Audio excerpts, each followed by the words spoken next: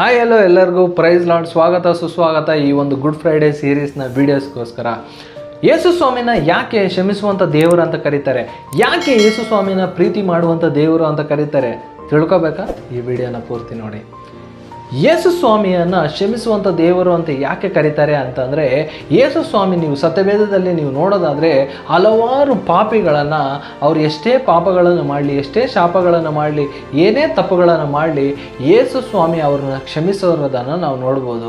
ಇಂದಿಗೂ ಇವತ್ತಿಗೂ ಎಲ್ಲ ಮನುಷ್ಯರು ಮಾಡ್ತಾ ಇರುವಂಥ ತಪ್ಪುಗಳನ್ನು, ಪಾಪಗಳನ್ನು ಯೇಸು ಸ್ವಾಮಿ ತನ್ನ ರಕ್ತದ ಮೂಲಕ, ತನ್ನ ತ್ಯಾಗದ ಮೂಲಕ, ತನ್ನ ಬಲಿದಾನದ ಮೂಲಕ ಇವತ್ತಿಗೂ ಯೇಸು ಸ್ವಾಮಿ ನಿಮ್ಮ ಪಾಪಗಳನ್ನು ಕ್ಷಮಿಸ್ತಾ ಇದ್ದಾನೆ. ಯಾಕೆ ಅಂತಂದರೆ ಆತನಿಗಿದ್ದಂಥ ಪ್ರೀತಿ ಸ್ವಭಾವವೇ ಅಂಥದ್ದು. ಆತನು ಅಲ್ಲಿ ಒಂದು ವಾಕ್ಯ ಭಾಗದಲ್ಲಿ ಒಬ್ಬ ವ್ಯಭಿಚಾರ ಮಾಡದಂಥ ಸ್ತ್ರೀ ಬಂದರೂ ಕೂಡ ಆಕೆಯನ್ನು ಆತನು ಕ್ಷಮಿಸುವಂಥ ಮನುಷ್ಯತ್ವ ಉಳ್ಳುವಂಥ ದೇವರು ಆತನಾಗಿದ್ದಾನೆ. ಮತ್ತು ಶಿಲುಬೆಲಿದ್ದಾಗ ಆತನಿಗೆ ಅಷ್ಟೆಲ್ಲ ಕಷ್ಟ ಕೊಟ್ಟಂಥ ಜನರು, ಅಷ್ಟೆಲ್ಲ ಹಿಂಸೆ ಕೊಟ್ಟಂಥ ಜನರಿಗೂ ಕೂಡ ಕ್ಷಮಾಪಣೆ ಕೊಡುವಂಥ ದೇವರು ಯೇಸು ಸ್ವಾಮಿ ಒಬ್ಬನೇ ಅಂತೇಳಿ ನಾವು ನೋಡ್ಕೊಳ್ಳೋದನ್ನು ನಾವು ನೋಡ್ತೀವಿ. ಆತನ ಇಡೀ ಜೀವನದಲ್ಲಿ ಕೂಡ ನಾವು ನೋಡೋದಾದರೆ ಹಲವಾರು ಅದ್ಭುತಗಳನ್ನು ಮಾಡಿದ್ದಾನೆ, ಹಲವಾರು ಆಶ್ಚರ್ಯಕಾರ್ಯಗಳನ್ನು ಮಾಡಿದ್ದಾನೆ.